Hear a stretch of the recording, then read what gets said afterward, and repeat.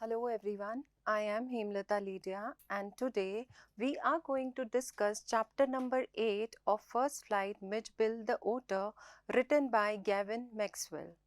Now the title of the chapter says that this story is about an otter whose name is Midgebill. एक ओटर की story है और उसका नाम है Mijbil. Now let us know about the writer Gavin Maxwell. वो क्या है, कहाँ रहते हैं. यहाँ पर गेविन मैक्सवेल जो हैं वो एक कॉटेज में कैमिसफर्ना में, Gavin Maxwell lives in a cottage in Camusfearna in the West Highlands in Scotland. So Gavin Maxwell कहाँ रहते हैं? स्कॉटलैंड में रहते हैं. स्कॉटलैंड में कौन सी जगह पर? कैमिसफर्ना में. And when his dog Johnny died, Maxwell was too sad to think of keeping a dog again.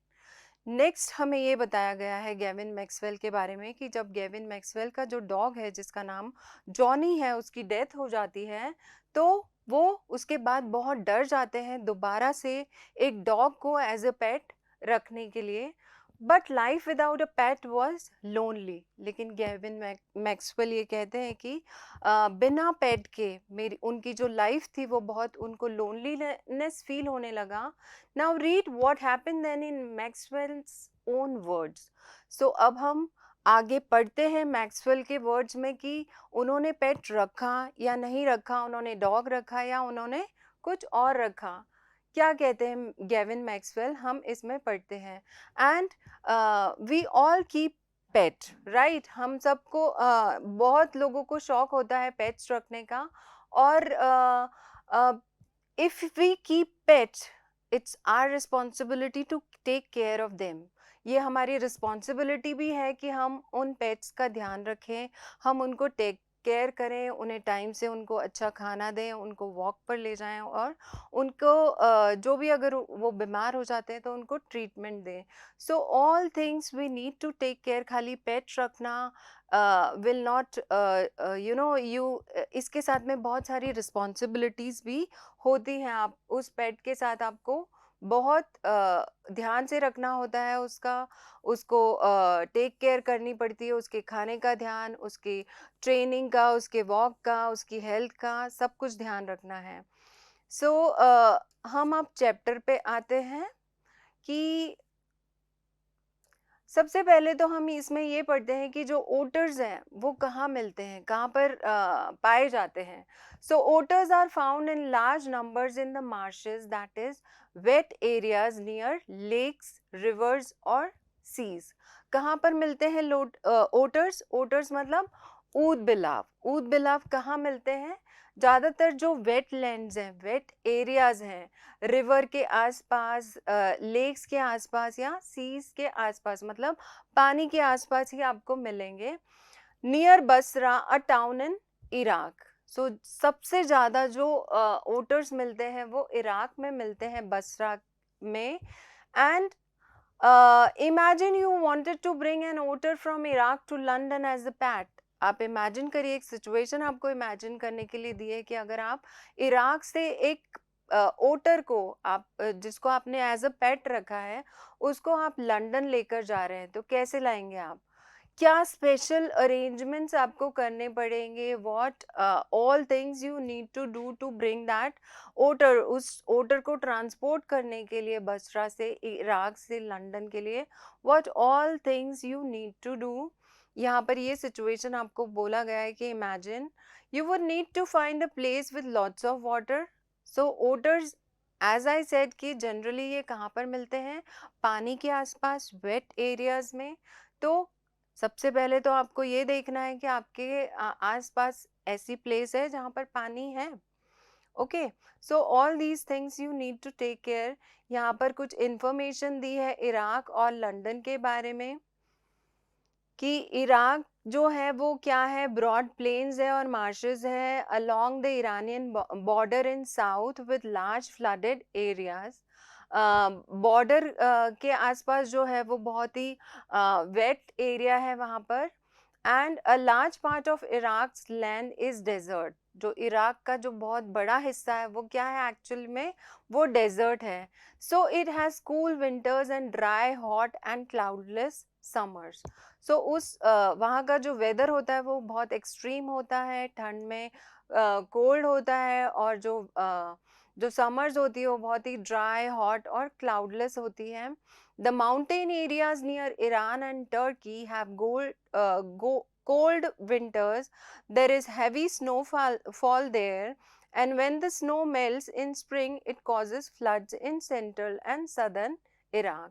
सो वहाँ पर ये भी बताया गया है कि इराक और टर्की में जो माउंटेन एरियाज हैं वहाँ पर बहुत ज़्यादा कोल्ड होती है, विंटर में बहुत ज़्यादा ठंड होती है, और हैवी स्नोफॉल भी होता है। और जब ये स्नो मेल्ट होती है स्प्रिंग सीजन में, तो उसकी वजह से क्या होता है, वहाँ पर फ्लड हो जाता है। किस जगह पर? सेंट्रल और सदर्न इराक में। अब हम लंदन के बारे में रीड करते हैं। लंदन क्या है? London has a large population and is a very busy city. London में काफ़ी पॉपुलेशन है, बहुत लोग रहते हैं, एंड बहुत ही बिजी सिटी है। In addition to multi storied buildings, however, it has many open spaces और पार्क्स। तो यहाँ पर लंदन के बारे में बताया है कि यहाँ पर बहुत हाई राइज बिल्डिंग होती है, मल्टी स्टोरीड बिल्डिंग होती है, और बहुत ओपन स्पेस भी होती है, बहुत सारे पार्क्स भी होते हैं। It has a temperate climate, that is it is neither very hot nor very cold. So वहाँ का जो वेदर है वो बहुत मॉडरेट होता है, ना तो वहाँ पर बहुत ज़्यादा गर्मी होती है और ना ही बहुत ज़्यादा ठंड होती है। With regular but generally light rainfall or snow throughout the year, the warmest month is July. जो वहाँ पर सबसे ज़्यादा जो गर्म मंथ होता है वो कौन सा होता है? जुलाई का होता है। And the coolest month is जनवरी, और सबसे जो ठंडा मंथ होता है वो जनवरी होता है। February is the driest month. Snow is not very common in London. और फेबररी मंथ को बताया कि बहुत ड्राई मंथ होता है और वहाँ पर स्नो कॉमन नहीं है, मतलब स्नोफॉल बहुत ही कॉमन नहीं है, ये बताया है। Okay, now let's read the chapter में गैविन मैक्सवेल क्या बताते हैं। दिस स्टोरी इज अबाउट 1956, जो ईयर है तब की ये स्टोरी है। Early in the new year of 1956 I travelled to southern Iraq. By then it had crossed my mind that I should like to keep an otter instead of a dog. अब यहाँ पर जो writer हैं Kevin क्या कहते हैं ये कि 1956 में मैं कहाँ पर ट्रैवल किया? I travel to southern Iraq में गया, और वहाँ पर मेरे माइंड में एक थॉट आता है। Crossed my mind means a thought came to my mind that I should like to keep an otter. उनके माइंड में ये आता है कि मुझे एक ऑटर रखना चाहिए as a pet instead of a dog. Dog की जगह पर मुझे एक ओटर रख लेना चाहिए। And that Camisferna, ringed by water a stone's throw from its door, would be an eminently suitable spot for this experiment. Now, as I told you, crossed my mind means एक thought उनके mind में आता है कि मुझे dog की बजाय किसको रखना चाहिए? An otter as the pet. And वो क्या कहते हैं कि जहाँ पर मैं रहता हूँ स्कॉटलैंड में, कैमिसफर्ना में, उसके आसपास ringed by water, that place is surrounded by water, means stone's throw means it is not very far. जो पानी है वो बहुत शॉर्ट डिस्टेंस पे, ज़्यादा दूरी पर पानी नहीं है। So that place is surrounded by water and would be an eminent suitable spot for this experiment. Eminently मतलब अच्छा, बहुत अच्छा सुटेबल स्पॉट है कैमिसफर्ना इस कौन से एक्सपेरिमेंट को? ओटर को एज द पेट रखने के लिए। बिकॉज ये जो एनिमल है, ओटर है, ये कहाँ पर पाए जाते हैं? पानी के आसपास। When I casually mentioned this to a friend, he as casually replied that I had better get one in the Tigris marshes. अब यहाँ पर जो राइटर है वो ये कहते हैं कि जब मैंने ये चीज़ अपने फ्रेंड के साथ शेयर की, उसको मेंशन की कि मैं एक ओटर एज अ पेट रखना चाहता हूँ, इस बार मैं डॉग नहीं रखना चाहता हूँ, तो उतने ही कैजुअली में मेरे फ्रेंड ने भी मुझे सजेस्ट किया कि मुझे कहाँ पर मिल जाएगा ये ओटर, टिग्रिस मार्शेस में। Marshes means wetland, okay. So वहां पर मुझे ये बहुत आराम से मिल जाएगा। For there they were as common as mosquitoes. So वहां पर इतने अबंडेंस में मिलते हैं, जैसे कि हर जगह मच्छर होते हैं, मॉस्क्यूटोज होते हैं, इस तरह से वहां पर उस जगह पर तुमको ओटर मिल जाएगा आराम से। And were often tamed by the Arabs. तो ये चीज उनके फ्रेंड उनको बता रहे हैं कि जो बहुत सारे अरब्स हैं वो ओटर को एज अ पेट रखते हैं, तो यहाँ पर बहुत कॉमन है इराक में, और तुम्हें यहाँ पर इस टिग्रिस मार्शेस में आराम से तुमको ओटर मिल सकता है।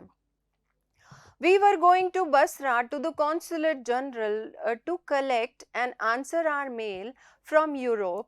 At the consulate general, we found that my friend's mail had arrived, but that mine had not.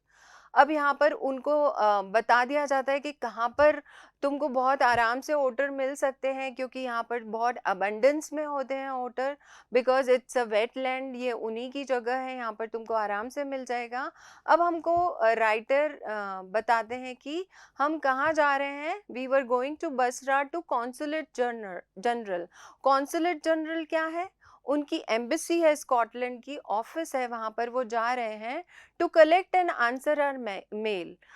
अपना मैसेज कलेक्ट करने के लिए, अपना मेल कलेक्ट करने के लिए, और अपना मेल भेजने के लिए वो जा रहे हैं, जो यूरोप से उनके लिए आया है, स्कॉटलैंड से उनके लिए आया है। अब क्योंकि आजकल तो आप मेल अपने रूम में बैठकर, अपने लैपटॉप पर, अपने पीसी पर बैठकर आराम से भेज सकते हैं, आपको किसी ऑफिस में जाने की ज़रूरत नहीं है उसके लिए। बट ये स्टोरी बहुत पुरानी है। सो तब ऐसी कोई ऐसी कोई फैसिलिटी नहीं थी, ये लैपटॉप्स और कंप्यूटर्स या पीसीज नहीं थे कि आप अपने मेल्स को या मैसेजेस को इस तरह से भेज सकते हैं। सो उनको अपने एम्बेसी जाना था, स्कॉटलैंड एम्बेसी जाना था अपने मेल को लेने के लिए और अपना आंसर करने के लिए।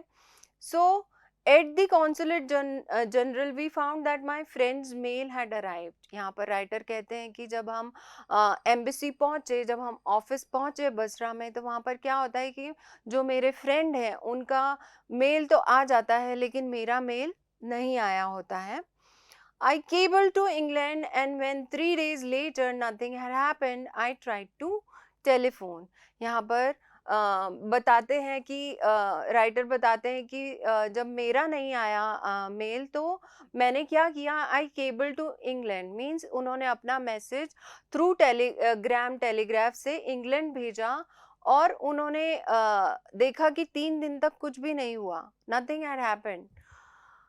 फिर उसके बाद उन्होंने क्या कोशिश की, टेलीफोन करने की कोशिश की। The call had to be booked 24 hours in advance. उस टाइम में इस तरह से कॉल नहीं किए जा सकते थे जैसे कि अभी एट प्रेजेंट आप इस मोमेंट पर जिसको चाहे जब चाहे कॉल कर सकते हो। बट इन अर्लियर ईयर्स ऐसा कोई फैसिलिटी नहीं थी कि आप कभी भी किसी को भी कॉल कर सकते हो किसी भी मोमेंट पे। सो जो कॉल होते थे वो बुक्ड होते थे, एंड दैट टू 24 आवर्स पहले आपको कॉल बुक करना होता था। On the first day the line was out of order. So वो बुक करने के लिए जाते हैं अपना कॉल टेलीफोन, लेकिन जो फर्स्ट डे था उस दिन क्या होता है कि जो लाइंस है वो आउट ऑफ ऑर्डर होती हैं। On the second day the exchange was closed for a religious holiday. Second day क्या होता है कि वो बताते हैं कि कोई हॉलीडे आ गया, तो इसलिए जो एक्सचेंज था जहाँ पर मुझे कॉल बुक करनी थी, मेरा कॉल नहीं आया क्योंकि वहाँ पर हॉलीडे था। On the third day there was another breakdown. So third day फिर से कोई टेक्निकल इशू आ गया लाइन में, और कुछ प्रॉब्लम हो गई, कुछ इशू था, तो उस दिन भी कुछ भी नहीं हो पाया। My friend left and I arranged to meet him in a week's time. 5 days later my mail arrived. यहाँ पर राइटर बोलते हैं कि ऐसे वेट करते करते 3 दिन निकल गए, एक दिन छुट्टी आ गई, एक दिन कुछ ब्रेक डाउन हो गया, दूसरे दिन कुछ टेक्निकल इशू हो गया, तीसरे दिन फिर मेरा फ्रेंड जो है क्योंकि उसका मेल आ गया था तो वो चला जाता है, और हम दोनों ने बातचीत की, डिस्कशन किया, और हमने ये डिसाइड किया, I arrange to meet him in a weeks time. ये डिसाइड किया कि हम 1 वीक के बाद मिलते हैं। 5 days later my mail arrived. अब इन सब के होने के बाद 5 दिन के बाद उनका मेल आता है। I carried it to my bedroom to read, and there, squatting on the floor, were 2 Arabs. अब वो मेल लेकर वो अपने बेडरूम में जाते हैं उसको रीड करने के लिए, क्योंकि वो उस मेल का बहुत टाइम से इंतज़ार कर रहे हैं, बहुत दिनों से। So there must be something important, तो वो उसको मेल को लेकर अपने रूम में चले जाते हैं पढ़ने के लिए। एंड वो अपने रूम में जाते हैं तो देखते हैं कि वहाँ पर 2 अरब्स मीन्स 2 अरब लोग, जो पूरे जहाँ जो सिटीजन है अरब के, और उनका पूरा जो उन्होंने आउटफिट पहना है जो अरब के लोग पहनते हैं ना, वो सब पहने हुए उसके रूम में बैठे हुए हैं। Squatting means they were sitting on the floor in such position, मतलब स्क्वैट मतलब जैसे कि आप देखते हैं कि स्क्वैटिंग में एक्सरसाइज कैसे होती है, स्क्वैट कैसे करते हैं, उस टाइप के पोस्चर में वो बैठे हुए हैं।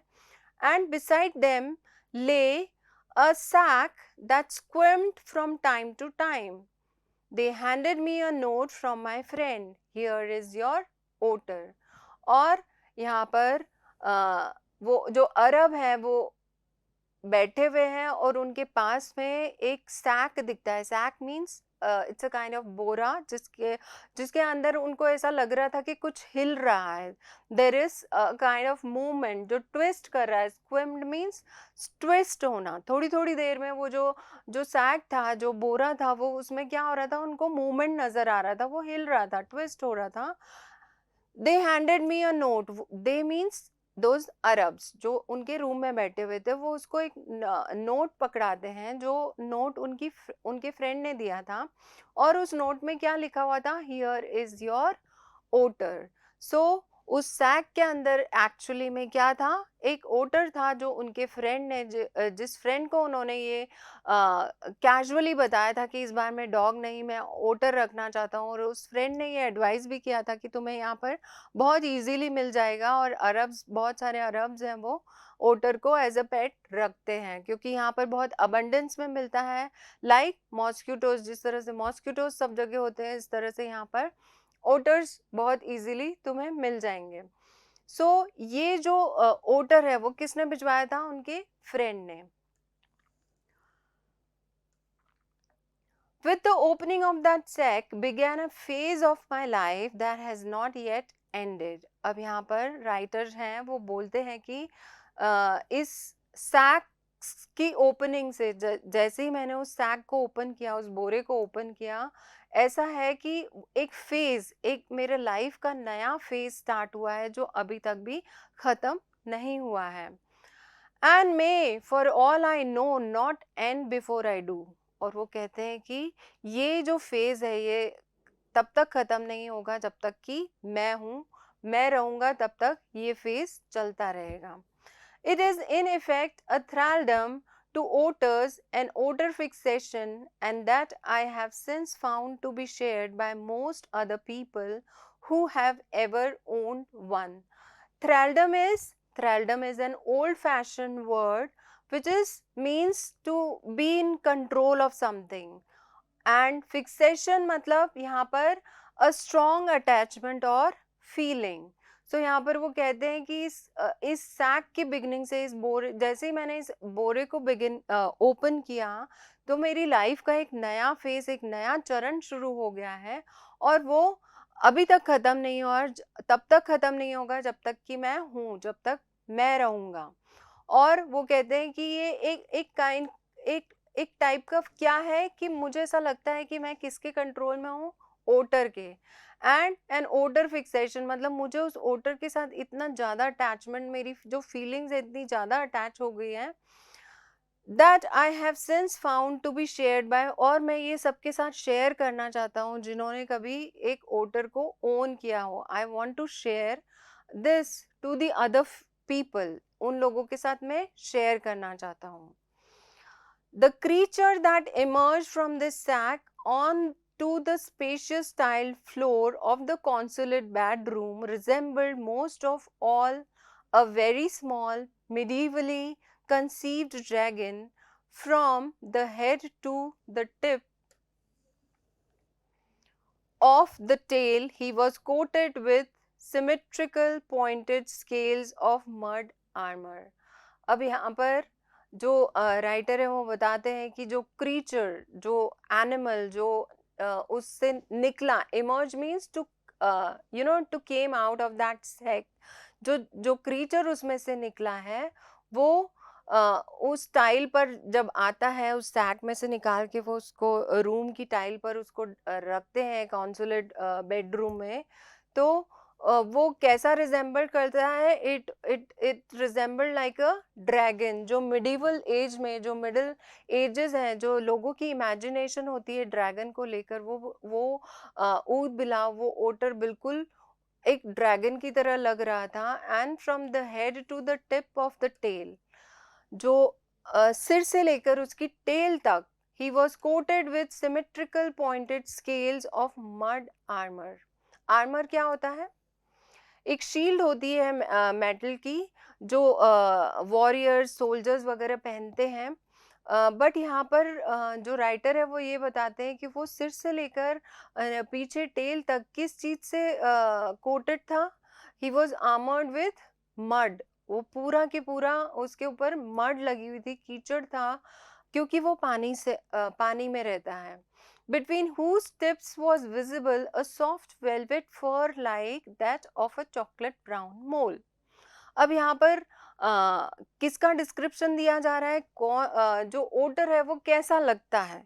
जब उन्होंने सैक में से उसको बाहर निकाला तो वो क्या था? वो पूरा मड में सना हुआ था, पूरा की पूरा मड में था, और उसकी जो स्केल्स थी वो दिख रही थी, और बीच बीच में से थोड़ा थोड़ा सा उसका जो सॉफ्ट वेलवेट फर है ब्राउन कलर का, वो नजर आ रहा था. He shook himself and I half expected a cloud of dust.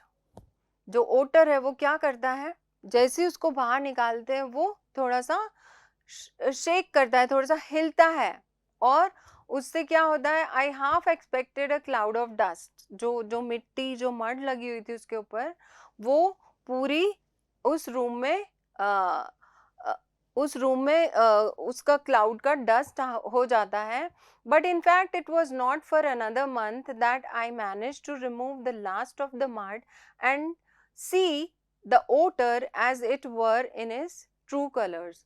लेकिन जो राइटर है वो बताते हैं कि जिस तरह से बिगनिंग में इतना मिट्टी में सना हुआ आया था, लेकिन उसके बाद में ऐसा नहीं रहा बाद के टाइम में, क्योंकि उसका जो सारा मड था जो उसकी बॉडी पर लगा हुआ था, वो सारा के सारा मड क्या था, I manage to remove that mud. वो खत्म कर दिया, हटा दिया मैंने, और मैं ट्रू कलर, जो उसका एक्चुअल कलर था, वो मैं देख पाया. Midgeville, as I called the otter, was in fact of a race previously unknown to science. उन्होंने अपने ओटर को क्या नाम किस नाम से बुलाते थे? वो अपने ओटर को मिजबिल के नाम से बुलाते थे. और यहाँ पर राइटर ये कह रहे हैं कि ये जो एनिमल था, this animal was unknown to science. उसकी कोई डिस्कवरी नहीं हुई थी, लोग इस एनिमल को जानते नहीं थे. And was at length christened by zoologist Lutrogale perspicillata maxwelli और मैक्सवेल्स ऑटर. जब तक कि किसने इसको डिस्कवर नहीं किया, जो जोलॉजिस्ट थे, लूट्रोगेल, पर्सिपिसिलेटा, मैक्सवेली और मैक्सवेल ऑटर. इसलिए उसको क्या नाम दिया? उसको क्या नाम से? क्रिस्टाइन मीन्स, जो क्रिश्चियन है जब नेम देते हैं उसको क्रिस्टाइन दिया जाता है. The name has been given, यहाँ पर दिया हुआ है, क्रिस्टाइन मीन्स नेम्ड. सो इसलिए उसको ओटर को क्या नाम दिया गया है? Maxwell's otter, because otters are discovered by Maxwell. For the first 24 hours, Mitchell was neither hostile nor friendly.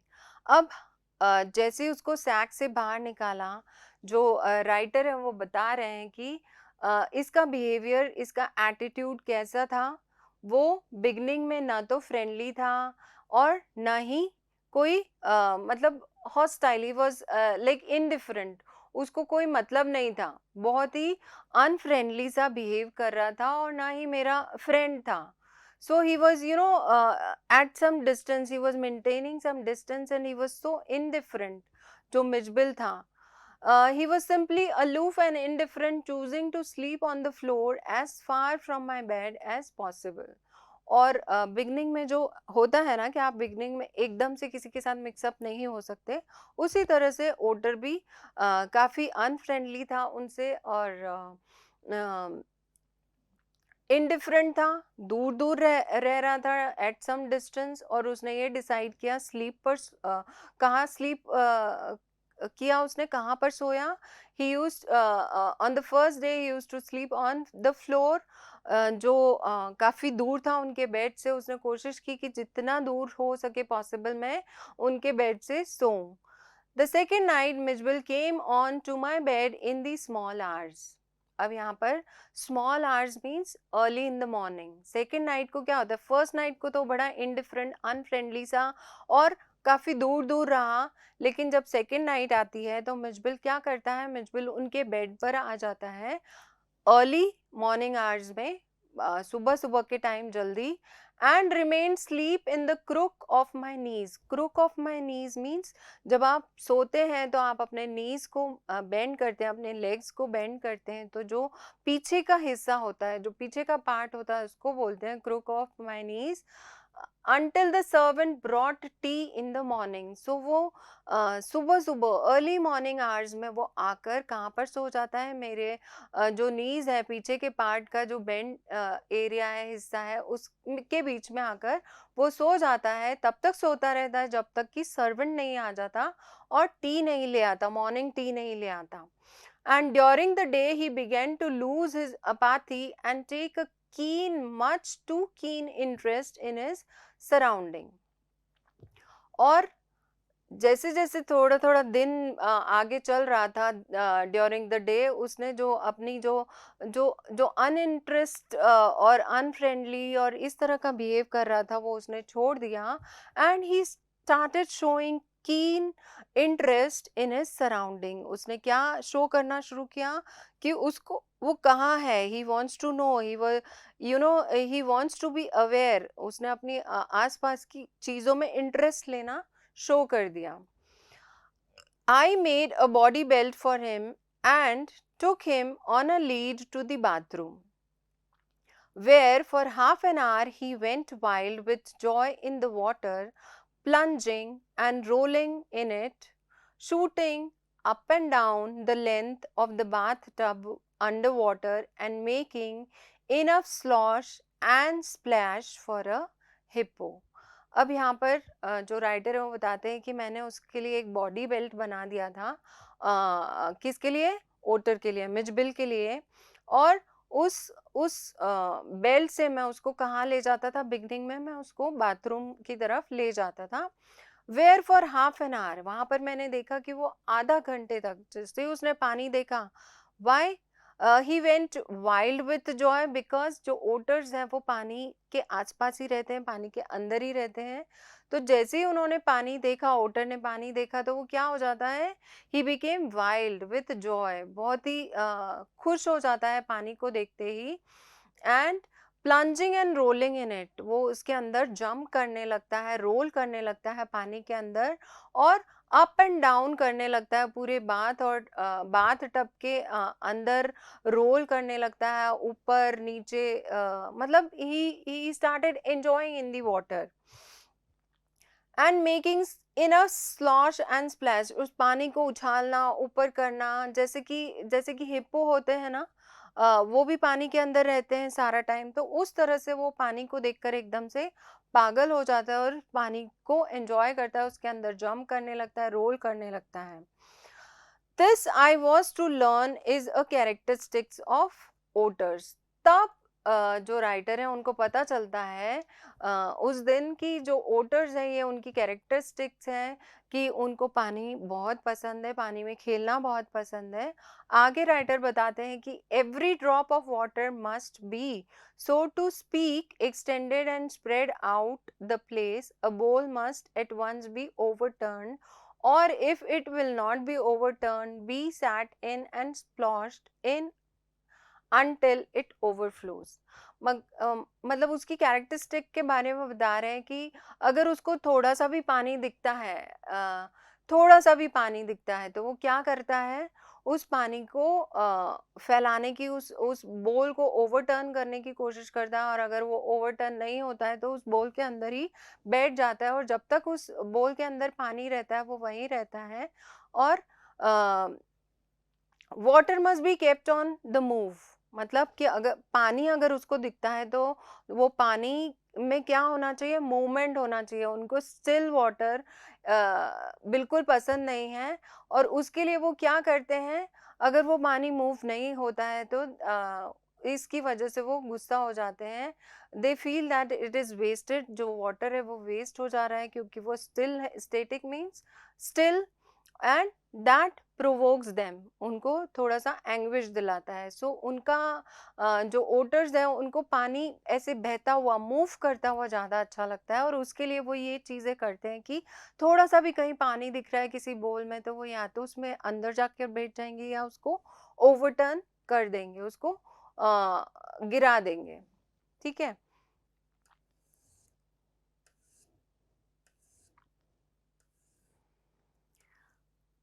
अब नेक्स्ट यहाँ पर जो राइटर है वो ये बता रहे हैं कि 2 days लेटर, 2 दिन के बाद क्या होता है, Mijbil escaped from my bedroom. Mijbil writer को ये पता लग गया है कि उसको पानी बहुत अच्छा लगता है, और 2 दिन के बाद ही जो दूसरा इंसिडेंट होता है मिजबिल के साथ वो ये यहाँ पर शेयर कर रहे हैं कि जो मिजबिल है वो उनके बेडरूम से चला जाता है चुपचाप. एज आई एंटर्ड इट, जब मैं अपने बेडरूम में एंटर होता हूँ तो मैं क्या देखता हूँ कि वो चुपचाप निकल के जा रहा है बेडरूम से. And I turn to see his tail disappearing round the bend of the corridor that led to the bathroom. और उसके पीछे पीछे जो राइटर हैं वो भी जाकर देखते हैं तो उनको उसकी टेल दिखती है ओटर की, मिजबिल की, और वो किस डायरेक्शन में जा रहा होता है, कॉरिडोर से किस तरफ मुड़ता है, बाथरूम की तरफ.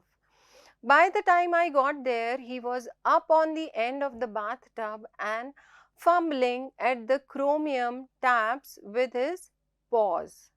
और वो बाथरूम में चला जाता है, और उसके पीछे पीछे जो राइटर है वो भी जाकर देखते हैं तो वो क्या देखते हैं कि वो कहाँ चढ़ गया है, बाथ टब के ऊपर चढ़ा हुआ है, और वहां से क्या कोशिश कर रहा है. Chromium tapes means alloy tap, जो नलके होते हैं जहाँ जिससे पानी आता है, वहां पर जाकर वो क्या करता है, he was trying, fumbling means he was trying to do something in a clumsy manner. तो वो कोशिश कर रहा है उस टैप को क्या करने की, अपने पॉज से ओपन करने की. I watched, amazed. In less than a minute, he had turned the tap far enough to produce a trickle of water. यहाँ पर राइटर जो है वो कहते हैं कि जब मैंने देखा तो मैं बहुत शॉक्ड रह गया, मतलब मैं सरप्राइज्ड था उसके तरीके से कि 1 मिनट के अंदर, मतलब नॉट इवन 1 मिनट, उसने जो टैप है उसको अच्छे से खोल लिया और उसके टैप से पानी आने लगा.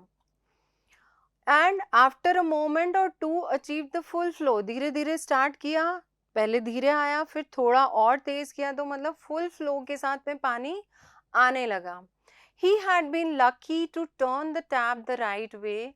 On later occasion, he would sometimes screw it up still tighter, tittering with irritation and disappointment at the tap's failure to cooperate. अब यहाँ पर जो राइटर है वो ये बता रहे हैं कि उस दिन वो लकी होता है जिस दिन वो राइट डायरेक्शन में टैप को ओपन कर लेता है, बट कभी कभी ऐसा भी हो जाता है कई सारे ओकेजन्स पर कि वो राइट डायरेक्शन में टैप को घुमाने की बजाय वो क्या करता है, रॉन्ग डायरेक्शन में घुमाता है, और उसकी वजह से टैप ओपन नहीं होता है, बल्कि वो और क्या हो जाता है, और टाइट हो जाता है, और उसकी वजह से उसको क्या होता है, बहुत इरिटेशन होता है और बहुत डिसअपॉइंटमेंट होता है, और उसकी वजह से वो क्या करता है, चिट्टर करता है। Chitter is a kind of sound जो उसको इरिटेशन में वो उसको प्रोड्यूस करता है, निकालता है, बिकॉज जो टैप है वो उसको कॉपरेट नहीं कर रहा है, वो खुल नहीं रहा है, तो उसको बहुत गुस्सा आता है और डिसअपॉइंटमेंट होता है। Very soon Mij would follow me without a lead and come to me when I called his name. He spent most of his time in play. और धीरे धीरे जो मिज है वो उनको फॉलो करने लगा, किनको, राइटर को, जब भी वो उसका नाम बुलाते थे और कुछ कहने करने के लिए कहते थे, वो उनको उनके पास चला जाता था। मतलब धीरे धीरे ही बस लर्निंग, उसको जो ट्रेनिंग है वो मिल रही थी। राइटर जब भी उसको बुलाते थे वो उनके पास चला जाता था। And he spend most of his time in play. Otter जो मुजबिल था वो क्या करता था, अपना ज़्यादा से ज़्यादा टाइम क्या करता था, वो खेलता रहता था। He spent hours shuffling a rubber ball round the room like a four-footed soccer, playing using all 4 feet to dribble the ball, and he could also throw it with a powerful flick of the neck to a surprising height and distance. अब यहाँ पर उसके बारे में बताया है कि वो एक रबर बॉल के साथ खेलता रहता था पूरे टाइम, जो रूम है उसके अंदर खेलता रहता था। और किस तरह से खेलता था वो, round the room like a 4 footed soccer, जैसे कि कोई बहुत ही ट्रेन सॉकर प्लेयर नहीं होते उनकी तरह खेलता था। बॉल के साथ ड्रिबलिंग भी करता था, एंड बॉल को ऐसे पावरफुली क्विकली थ्रो करता था वो कि अपनी नेक से, और वो काफ़ी हाइट और डिस्टेंस तक पहुंच जाती थी। So he used to play with ball most of the time. But the real play of an otter is when he lies on his back and juggles with small objects between his paws. लेकिन यहाँ पर writer बता रहे हैं कि जो उसका real game था, जो रियल जिन चीज़ों से उसको मज़ा आता था, वो क्या था, जब वो अपने when he lies on his back, अपने पीठ के बल पर वो लेट जाता था और जगलिंग करता था विथ स्मॉल ऑब्जेक्ट्स। एक दोनों हाथों से, मतलब उसने कुछ कैच करता था, एक हाथ में से उछालता था और दूसरे हाथ से वो कैच करता था। वो उसका बहुत फेवरेट जो था वो गेम था। Marbles were Mij's favourite toys for this pastime. और इस जगलिंग के लिए, जब वो पीठ के बल लेट कर स्मॉल ऑब्जेक्ट्स को जगल करता था एक हाथ से दूसरे हाथ में, तो उसके लिए क्या यूज करता था वो, मार्बल्स। मार्बल क्या होते हैं, ग्लास की छोटी छोटी बॉल्स होती हैं जिससे बच्चे खेलते हैं। वो उसके लिए इस गेम के लिए, इस पर्टिकुलर गेम के लिए उसके लिए फेवरेट क्या थी, वो मार्बल्स थी। उससे वो अपना बहुत ज़्यादा टाइम स्पेंड करता था, इस तरह से बैक पे लेट जाना पीठ के बल और जगलिंग करना, उनको कैच करना है, एक हाथ से उछालना और दूसरे हाथ से कैच करना। This was his favourite game. He would lie on his back, rolling 2 or more of them up and down his wide, flat belly without ever dropping one to the floor. और इस तरह से वो कोशिश करता था कि एक भी मार्बल जो है वो फ्लोर पर नहीं आए, और वो उनके साथ खेलता रहता था अपनी बैली पर। उनको क्या करता था, he used to roll 1 or 2 of them up and down, और उनके साथ खेलता रहता था। So यहाँ पर कुछ questions हैं which you need to read. What experiment did Maxwell think chemist Ferna would be suitable for? क्या experiments थे जो केमिस्ट फर्ना है उसके लिए सुटेबल था? कौन सा एक्सपेरिमेंट के बारे में बात कर रहे हैं यहाँ पर राइटर? ओटर को एज अ पेट रखने के लिए। क्यों कह रहा है कि ये एक्सपेरिमेंट सूटेबल होगा? क्योंकि जो केमिस्ट फर्ना है वो उसके आसपास, जिस जगह पर वो रहते हैं उसके आसपास पानी ही पानी है, पानी बहुत ज़्यादा दूरी पर नहीं है। Why does he go to Basra? How long does he wait there and why? वो क्या कहते हैं, बसरा क्यों गए थे और कितना उनको वेट करना पड़ा? बसरा किस लिए गए थे? बसरा वो अपना किस लिए गए थे? मेल चेक करने के लिए गए थे और मेल करने के लिए गए थे अपने फ्रेंड के साथ। एंड कितने दिन उनको वेट करना पड़ा, कितने दिन बाद उनका मेल आया? ऑलमोस्ट 5 days के बाद। How does he get the order, does he like it? आपको इस स्टोरी को पढ़ने के बाद, जितनी भी हमने पढ़ी है, उस स्टोरी को पढ़ने के बाद आपको क्या लगता है कि क्या जो राइटर हैं उनको पेट कैसे मिला, और क्या वो उस पेट को लाइक कर रहे हैं? ओटर को, मिचबिल को उन्होंने पसंद किया? सो ये आपको बताना है कि किस तरह से मिला उनको। जब वो मेल रीड करने के लिए अपने रूम में आए तो उन्होंने क्या देखा कि 2 Arabs were squatting there, they were sitting there in his bedroom, and there was a sack, और उस वो जो सैक है वो क्या कर रहा है, वो उसमें मूवमेंट हो रहा है हर थोड़ी थोड़ी देर में। और जो अरब्स है वो राइटर को एक नोट निकाल के देते हैं, और उस नोट में मैसेज था उनके फ्रेंड का, here is your otter. So कैसे मिला? अपने फ्रेंड से मिला, और yes, very much he liked otter very much. Why was the otter named Maxwell's otter? क्यों इसका नाम मैक्सवेल्स ओटर पड़ा है? क्योंकि earlier this creature was unknown to the science, लेकिन जब zoologist मैक्सवेल ने इसको ढूंढा, इसको डिस्कवर किया, तो इसका नाम क्या रखा है? Maxwell's otter. Tick the right answer in the beginning. The otter was aloof and indifferent, friendly या होस्टाइल? कैसा था? राइट आंसर बताइए।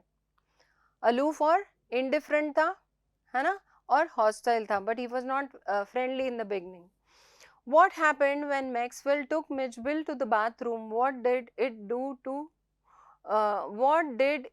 do 2 days after that? जब उसको बाथरूम ले जाते हैं राइटर, तो पहले दिन क्या करता है? पहले दिन वो पानी को देखकर वाइल्ड हो जाता है और पानी के अंदर बहुत प्लंज करता है, रोल करता है, और आधे घंटे तक वो पानी में नहाता रहता है, बाहर नहीं आता है। लेकिन 2 दिन के बाद वो क्या करता है? वो खुद ही अपने आप बाथरूम में चला जाता है और टैप को ओपन कर लेता है, और अच्छा तेज पानी आ जाता है। सो आज हम इसको यहीं पढ़ते हैं। जो नेक्स्ट पार्ट है हम नेक्स्ट लेक्चर में इसको कवर करेंगे। I hope whatever we discussed in this lecture you might have understood. Thank you.